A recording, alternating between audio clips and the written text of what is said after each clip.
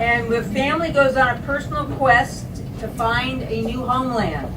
And they went to more countries than I could begin to rattle off in the next 20 minutes.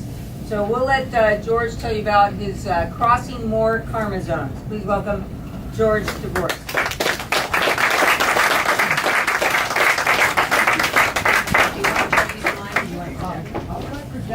It doesn't work.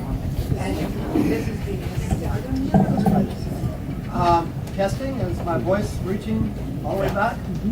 Okay, I'll go with no technology. My name is George, and like Joy said, I wrote a book a few years ago called Karma Zones. It dealt with growing up in the 50s and 60s in the Deep South, finding my irritability at racism, getting involved with civil rights, a lot of other stuff that led to the hippie movement, and then some epiphany when I met my wife that I've been together with for 40 years. She's somewhere back there filming.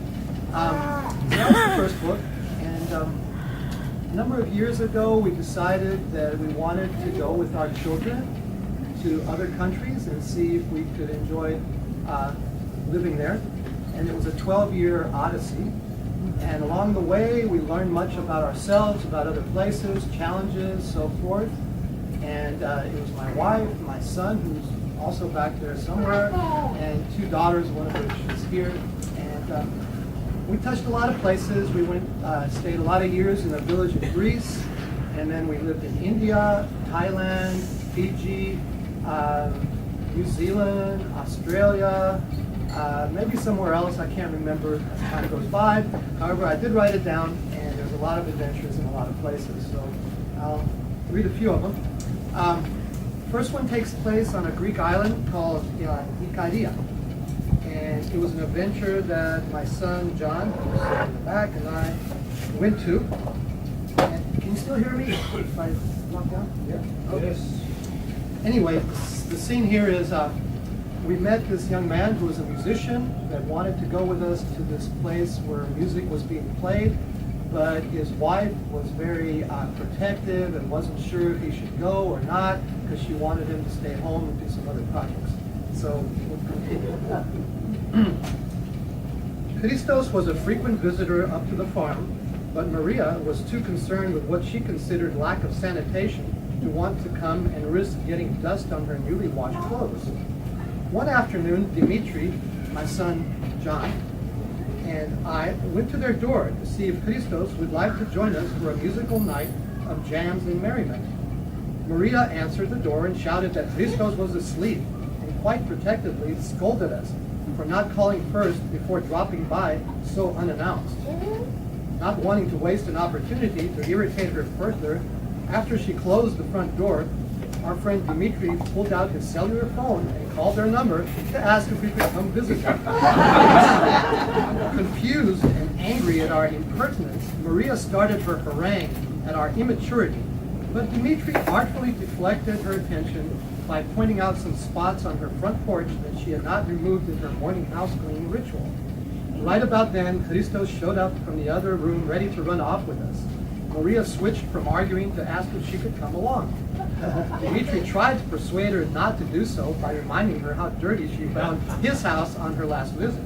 He then told her there would be a black man there as well playing music. Fearful that she might have to interact with another race, she nervously asked, how black was he? With a straight face, his answer was, he was very, very black. So black that you couldn't even see his face in the night.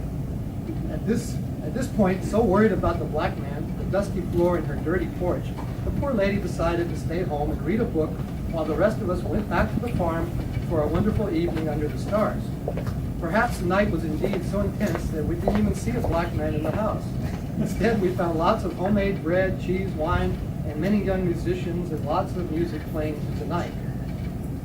Before leaving the island of Ikaria, our exposure to the ways of the locals was well expressed with our outing to Socrates Taverna. For several days, Dimitri kept telling us of this mischievous proprietor, whose mission it seemed to be in navigating people to states of dervishing bliss mixed with a slight dose of debauchery thrown into for fun. A true alchemist of the most interpersonal degree, in the same lineage of break-on-through artists like Jim Morrison, the Native American Coyote, and the spiritual prankster Gurdjieff. Right around sunset, we met Socrates in a local square where he was drinking coffee while discussing philosophy, politics, and sexual liberation. When we asked him what time this place would be open, he simply smiled, passed us the keys to the restaurant, while with the same motion continued making a point to his audience of comrades captivated by his precise juggling of facts and metaphors. Following his cue, John and I joined Dimitri and a few other friends that all were able to squeeze into the old rusty Chevrolet V8 Cruiser that noisily zipped us to the taverna, where we all took part in chopping up vegetables, frying potatoes, and preparing appetizers. By the time the food started appearing on the long tables, the stereo was pumping out clarinet music, and Socrates' stash of homemade wine was filling our souls like thirsty sponges. Right around 11 p.m., Socrates showed up to what was now quite a celebratory scene. The party clicked into even higher gear as under one arm he carried a 5-liter bottle of wine and in the other held a rooster by the neck. Without much of a pause, he snapped the rooster's neck, which was the main ingredient, along with special herbs and spices, which he claimed would fortify everyone in being able to add energy to their intoxication through the night ahead. My son John and I held up until about 3 a.m. of eating, drinking, and being part of the dance and music until we realized we did not have the same stamina as the other taverna residents who had by now been transformed from mere humans into roaring expressions of passion and revelry. Perhaps our having chosen not to partake of rooster juice might have been the cause for our winteriness. Dimitri was kind enough to give us the keys to his car so we could escape the insistence of Socrates that we stay and keep on partying. But as festive as the night was, John and I knew that we had a ferry boat to catch the next day, which would be taking us out of this unique island in the sun. It was amazing to learn the next morning how this was typical behavior at a taverna at least 4 nights of the week. Grown men would usually be crawling on their knees out the door by the time the sun rose, and then pouring several cups of thick Greek coffee down their throats to start their workday. A mentor to some, while to others, with a more straight-laced approach to life, Socrates was a madman, one of the few remaining Zorba archetypes still left in the country.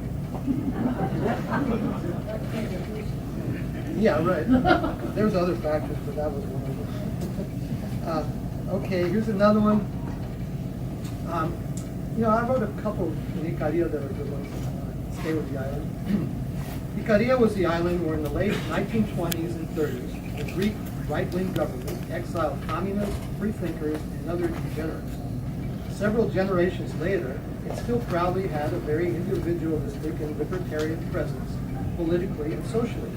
We heard the story of how the electric company had tried to put up a power pole across one part of the island, and the traditionally minded neighbors stopped the grid from being raised. The electric company then sent another work crew along with 2 policemen from the nearby island of Samos to make sure that the pole was erected. This time the community, along with a local priest holding a cross, came and cut down the pole, tied up the cops in their police cars, and sent them back on the next ferry boat to where they came from. At the moment, there was still no electricity. By the looks of the port town not having the usual summer greeting of people wanting to rent rooms to arriving visitors, there was no big push on bending over to sell the need of unnecessary tourism. So, I'm on a roll with the science. I got one more. I don't know if anybody knows what a rainbow gathering is. It's kind of a neo-collection of young people, kind of called hippies, that gather and sit around fires and dance and sing and do what hippies do. So we had gone to one that was taking place, a European rainbow gathering on this island. When my daughter Nicolette and I walked up to the road to the village for a chance to use a true toilet and eat an order of fried potatoes, there was quite a commotion from a crowd of locals that had gathered, and were talking about the groupies, their nickname for the rainbow crowd. Passing around binoculars, they were thinking that they were watching satanic rituals on the beach with lots of naked people. One lady said she was going to tell the village priest to lead a mob of residents to throw out the heathens. I'm sure if the priest heard there were naked women fornicating on the beach, his lustful eyes and pontificating rhetoric would lead a cross-carrying lynch crowd to burn the camp and kick out anyone they could. Not being too shy to seize the moment, we surprised the folks in the cafe by assuring them in perfect Greek that there was no such activity going on. In fact, we impressed upon them the story that it was a wholesome, family-oriented gathering of artistic-minded young people from all over Europe that had come to learn traditional Greek dancing and handicraft making. Assured that there were no naughty behavior was going on, the crowd seemed pacified. Interestingly, several of the men at the cafe would come down to the camp over the next few days. But instead of looking pleased that there were no orgies happening, they were disappointed in not seeing any of those naked hippie girls they imagined to impress or even brag to the men in the cafe that they had seen. So that's really that place. There's another island that we went to that had a lot of adventures, again in Greece. And that one is the island of Crete. So where is the island?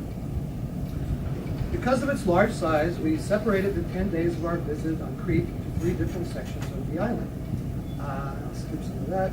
Our first destination was the Sumerian Gorge, which is 13 kilometers long and would require a few hours for us to hike to the end of the trail and then spend the night and return the next day with a boat ride back to the port town. To get to the start of the trail required a 2-hour bus ride across some hairpin mountain turns. The driver seemed quite skilled in navigating through the narrow one-lane village roads, but we did worry at one point when he got into a macho game of playing chicken with a motorcyclist. After being passed by the motorcycle, our driver took a long drag of his cigarette, flicked it out the window tough guy style, then stomped on the accelerator, and not only passed the motorcycler on a blind curve, but also forced it to spin off the road as well.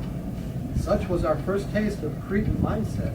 At least the bus driver made a call at the next payphone he found to tell the police to come help the motorcyclist who had been in a bad accident. At about the halfway point, we were driving through a typical mountain village, but were forced to stop by a smiling elderly man standing and waving at us in the middle of the road. Once the driver opened the door to ask what he wanted, he nonchalantly came aboard with a large tray of glasses that he proceeded to fill from his bottle of homemade liqueur called Rocky, truly firewater. Since it was his 95th birthday, and as was his tradition, everyone that came through his village that day was to be treated to a drink. On the bus were a couple of German tourists that were panicked by the notion of this unexpected pause and demanded that the bus had to be on schedule.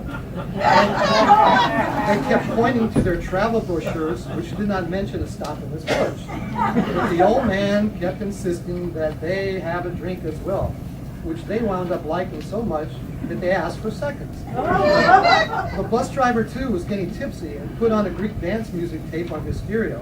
In a few minutes, most of the passengers were dancing in the aisles and listened to the old man say he had outlived 2 wives already and was ready for a new one. He didn't care about age or looks, just as long as she had a few teeth left.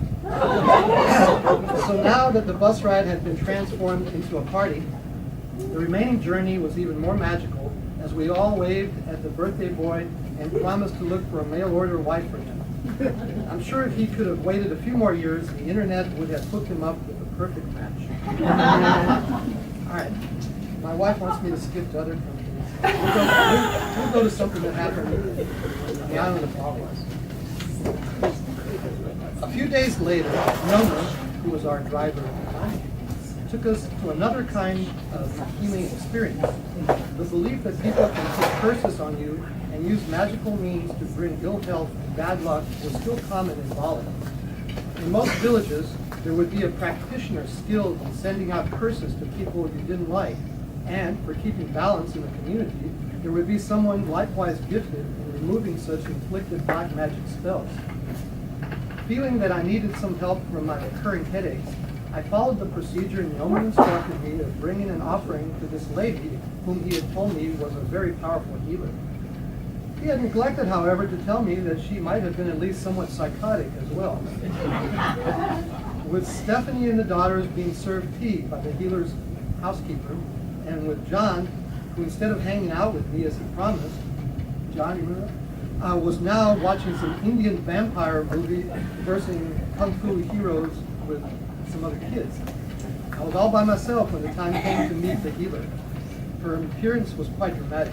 A tall, elderly woman with long hair stretched out in all directions, big eyes that shot out piercing stares, and no teeth in her wide open mouth. Yeoman's last words were to take off my clothes and sit in a meditative position with eyes closed for a year that would take about 20 minutes. With my eyes shut and apprehension, I felt it to be a good start, as I could hear her making prayers to the gods while I could smell the aroma of incense all around me. In this relaxing moment, I was startled by this woman screaming like a wild banshee while hitting me with a stick. After some long moments of confusion, I then heard a cracking sound and felt warm liquid on my head and running over my shoulders and down the rest of my naked body. Calming my now frantic state of anxiety as to what was going on, I heard the voice of my son telling me not to worry, as what I was feeling was the juice of a young coconut that she had poured over my head, and that I could now open my eyes again.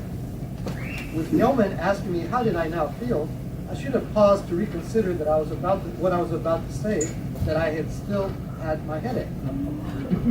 Immediately upon hearing Yeoman explaining this to the woman, like I said, she again started a new round of screams and pounding of her fists on my arms and legs. Apparently, she felt that demonic curses were still remaining in my body, which she was making sure to kick out of me, maybe literally. So after a few more minutes of abuse, I gained enough clarity of mind to tell Yeoman the next time he asked me if I was feeling better, to emphatically say thank you to the lady for helping me feel so much better, giving her a smile of gratitude and seeing her smile of satisfaction in return for getting rid of one more demon out of someone's body. I wondered if the kung fu kicks that were playing still on the television screen were likewise not just for entertainment, but could have been some sort of training program on the kicking techniques the healer was using on me. In Bali, such mysteries could well be more than meet the eye. We'll go back to Greece. A lot of fun stuff there. We took in the village we were staying, I'll tell you. Just about the time that we arrived back in the village, our church lady neighbor was busy organizing seats for a charter bus and then continuing with a ferry boat ride to a sacred monastery on the island of Lesbos, also known as Mytilene. Departure would be in a couple of days hence, and since we were intrigued by the possibility of more special skulls to kiss for blessings, as well as the opportunity to see the island that we had heard was very artistic, both in beauty and in hosting an international art community. It's a curse from that monastery. Or that lady in Bali. Please tell her I'm okay. We made sure to reserve our tickets, sensing that my mother was 92 years old, and we had taken her from North Carolina back to her village in Greece where she wanted to spend her last years. And that's one of the reasons we lived there for 8 years. But anyway, that's another story. Sensing that my mother wanted to come along with such a devout group of neighbors that we had signed up for this pilgrimage, we talked her into joining us along for the blessings waiting ahead. Every August 8th, the monastery would have a church celebration for Saint Raphael, and for the devotees that were pure of heart, even a chance to see the saint himself make an appearance. From the top of the bell tower, he would read, supposedly, the names of the Christians that would be joining him in heaven. With such a sales pitch, our neighbor had no problem filling all the seats and then passing out church songbooks that had appropriate hymns for us to chant on the bus. All the way to Athens, our group sang, smiled, and wore the look of calm purity. At the port in Piraeus, we soon climbed aboard the ferry boat ride, which 6 hours later would bring us to the island. One songbook after another was exchanged by our joyful group, so the energy was continuing to build in anticipation of the main event ahead. Being early afternoon when we arrived on Lesbos, we left my mother at the monastery, while Stephanie, John, Nicolette, our daughter, and I hired a taxi to take us for a short tour of the area. Being one of the larger islands of Greece, we didn't have time to see the famous bay where art is congregated, but we did see enough to encourage us to come back for even more exploration at another time. Our group had by now become part of an even larger assembly of mostly old people from all over the country that go on the circuit of feast days in search of the miraculous. Not wanting to be so absorbed in praying all night, once our kids went to sleep, Stephanie and I went on a walk around the area. The sky was shining with a brilliant display of sparkling stars. As we were about to re-enter the monastic grounds around midnight, we witnessed an incredible slow-moving shooting star that accented the night with its brilliance. Could this well have been signs of the saint arriving for his appearance party? We met our token commitment and listened to the monotonic vespers for about an hour, then came back and said goodnight and went on to our designated non-co-ed sleeping arrangements. Shortly after dawn, both Stephanie and I were awoken by the sounds of screaming women's shrill voices coming from the room where our village ladies were staying. Almost at the point of pulling each other's hair, the argument started when a couple of the women claimed they witnessed the saint at dawn floating in space and calling out names. Of course, these women's names were on the list, but because the other ladies were not there to experience the apparition, theirs were not mentioned.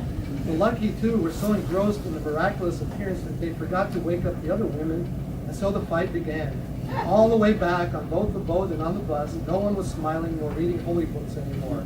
Angry glances were being exchanged, and the masks of piety were replaced by the more human expression of anger, malice, and revenge. With such a thickness and loud silence in the air, the bus driver did not even dare turn on the radio. A memorable interlude on our boat ride, however, did channel some of the festive energy of Greeks at their happiest. Being as my 40th birthday, I'm now 65, 25 years ago, Stephanie asked one of the coffee bar stewards if they could help create a little party for me. Not wanting to waste an opportunity themselves for creating a venue or maybe meeting some of the younger ladies on the boat, we soon had a Greek disco going on the boat. The deck was filled with dancing and the coffee was replaced by wine and whiskey, which appeared close enough to be a miraculous transformation enough.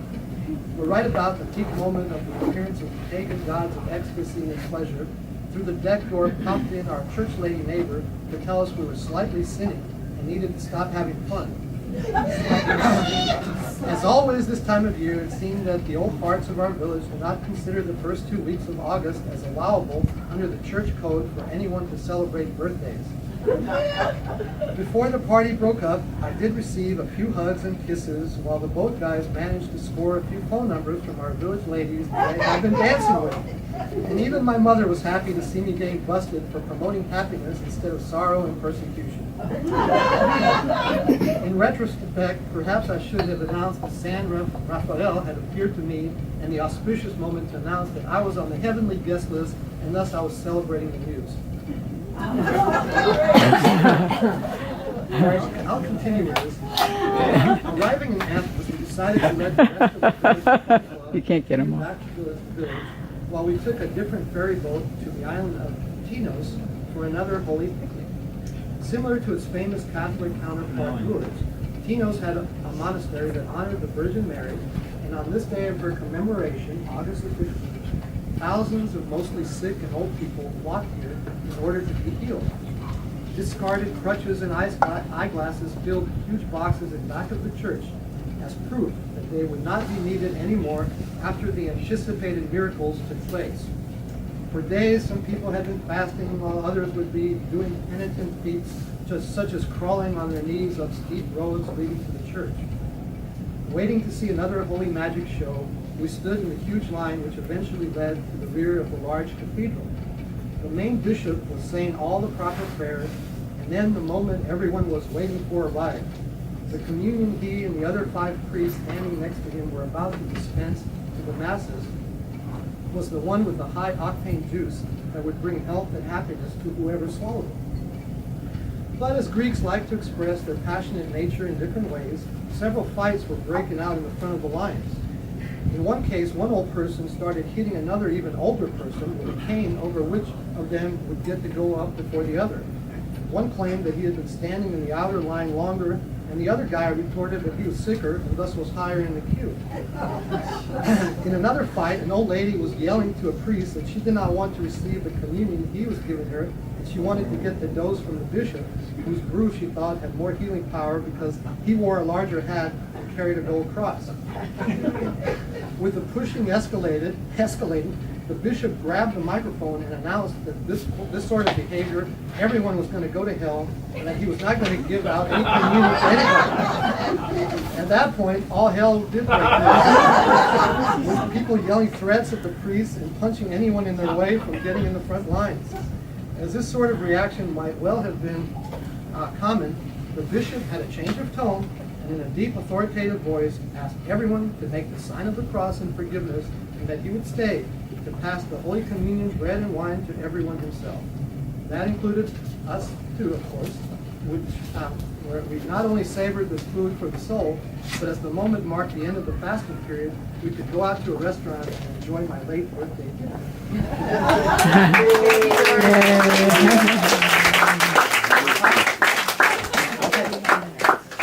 All right, thank you. Thank you. There's lots more.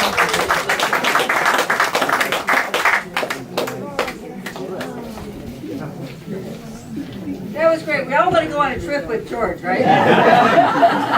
Take the book and travel with it. Take the book and travel that way. Well, you know, it's fun in person too.